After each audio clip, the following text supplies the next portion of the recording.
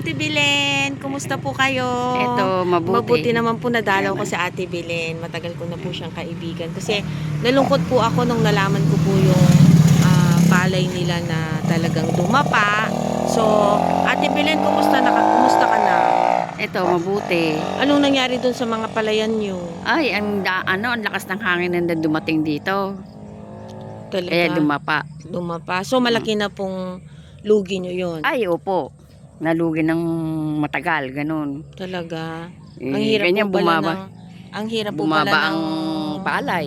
Ito po yung ikwento mo sa amin yung bakit nangyari to, ate? Kaya dumaan ng malakas ang hangin, kaya ito nangyari sa palay namin. O, diba, oh? Kaya kung pan nyo, Kawawa naman sila, Ate Belen.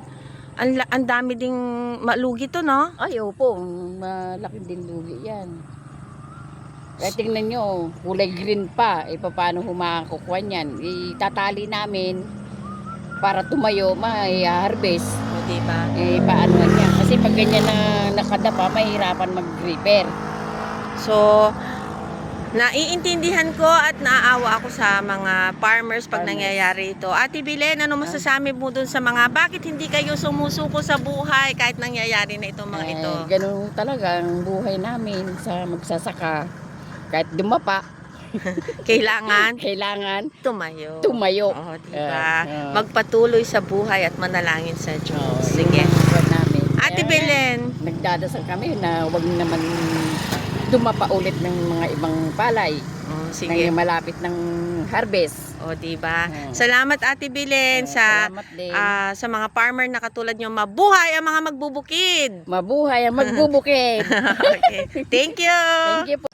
Ayan. Gusto niyang ipa-vlog sa akin yung nangyari dito sa palayan nila. O, diba dumapa? So, ito po, wala na po tayong makukuhang palay dito. Although time na po sana nilang mag-harvest, kaya lang po talagang dumapa na dahil po sa bagyo, di ba? Sayang po, nakakahinayang ano. Kaya talagang ang pagtatanim po ng palay, talagang kawawa po yung mga farmer natin. Talagang gagastos sila tas hindi nila alam kung makakaani. So malaki pong kalugihan na ito, di ba? Kaya sa mga farmers, talagang sana tulungan po sila talaga ng gobyerno. Kasi sa mga pagkakataong ito, kuminsan po, hinihiram lang po nila yung pangpataba at yung mga tao na talagang papakainin nila at babayaran nila ng arawan. At syempre, sana po yung mag-harvest na rin. Kaya talagang mabuhay kayo farmers, napakahirap po ng inyong mga hanap buhay. Talagang hihintayin nyo po ng ilang buwan ang kikitain ninyo, tapos ganito po ang mangyayari. So, hopefully po ang ating gobyerno ay talagang makatulong sa atin ng malaki. Mabuhay mga farmers! Ito po yung dati, o diba, i-harvest na sana nila. Tingnan niyo po yung nangyari. Diba nakakaawa po sila.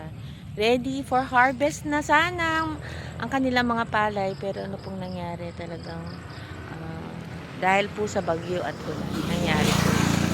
So talagang nakakalunos at nakakalungkot po ang buhay ng farmer talaga.